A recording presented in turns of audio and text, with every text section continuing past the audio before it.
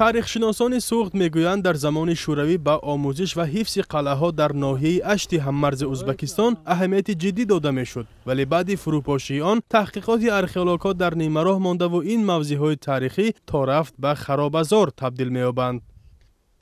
وقتی که ما خواننده مکتب بودیم و به اینجا از روی هوای هوس می آمدیم، در اینجا در همون آهنپاره‌اش مانده است، پایه‌اش مانده است، در آنجا نوشته شده بود که همین بازیافت‌های تاریخی از طرف دولت حمایت کرده می شود. با زبان روسی نوشته شده بود. охраняется государством نوشتگی بود. من یگان در اینجا فقط پایه‌اش مانده است. قلعه توده خورد، توده کلان و قلعه افراسیاب واقع در دهه 8 را عالمان شوروی سالهای 50 عصر گذشته تحقیق کردند. طبق معلومات آنها در گذشته اینجا شهرک بوده است. این دو قلعه خورد در راه ابریشم قرار گرفته کاروانسرای‌ها همینجا توقف می‌کردند. باستانشناسی روس سالتوفسکی در نتیجه آموزش ارکئولوژیش معلوم کرده است که بین این قلعه‌ها راهی زیرزمینی موجود است و دیوارهای آن را به شکل محافظتی ساختند. حکایت میکنند که وقتی که اجنبی ها به این موضع هجوم کردنی میشدند، از اینجا آتش میگراندند و آتش به فلک دکه میخورد و نهایت به قلعه افراسیاب رفته میرسید و به مردم خبر میداد که این مردم از اجنبیان احتیاط شوید و خود را مدافع کنید. باستانشناسان قلعه افراسیاب را متعلق به عصرهای 6 و 4 پیش از میلاد می‌دانند. آنها از قبط دیوار قلعه خمچه یافته این بازیافت را به عصرهای 1-4 تا میلاد منسوب دانستند که در آثارخانه ملی تاجیکستان محفوظ است.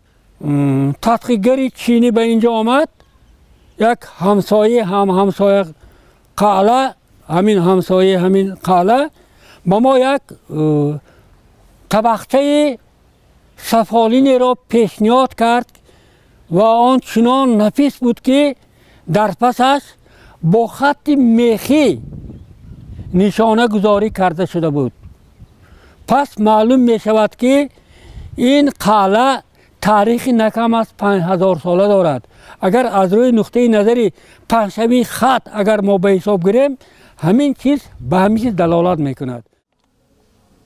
سالهای اخیر قرن 18 اطراف این قلعه دیوارنگاره ها داشته است. زمینداران برای خاکش آنها را ویران کردند. حتی مخالفت شدید ساکنان نتوانسته است این یادگاری را از ولنگار شدن نگه دارد. حدود حفظ شده آن پیشتر 2 گکتر بوده است و حالا همین قلعه باقی مانده به حساب تاریخ شناس سلیمان عظیمی 15% مساحت اصلی آن است. ولی حالا همین بخش یادگاری نیز خطر نیست شدن تهدید دارد و برای نگهداری آن مبلغ لازم دارند.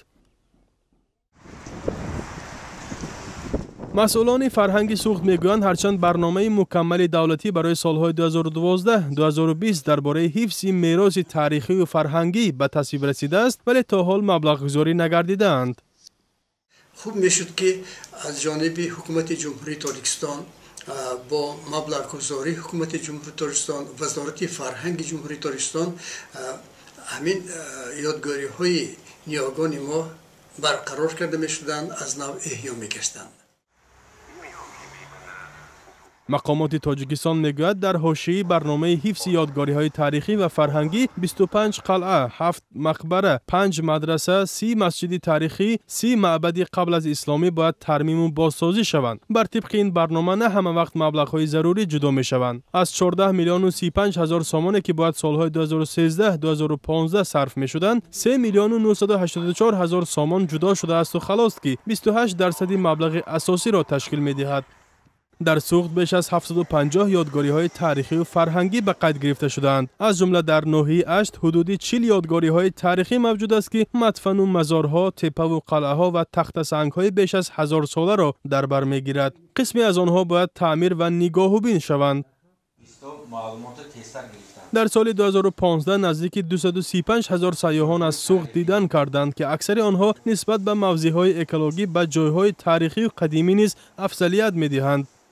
بر حساب سازمان عمومی جهانی سیاحی، یک سیاح می‌تواند به کشور سیر کنندش به حساب میانه $500 آمریکایی درآمد بیاورد.